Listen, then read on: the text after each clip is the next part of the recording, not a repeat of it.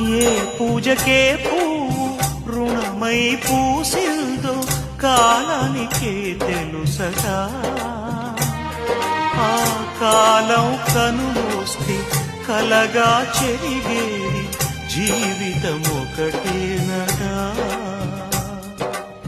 సవతిగా కాకుండా చెల్లిగా నన్ను చూసి తల్లిని చేశావుగా.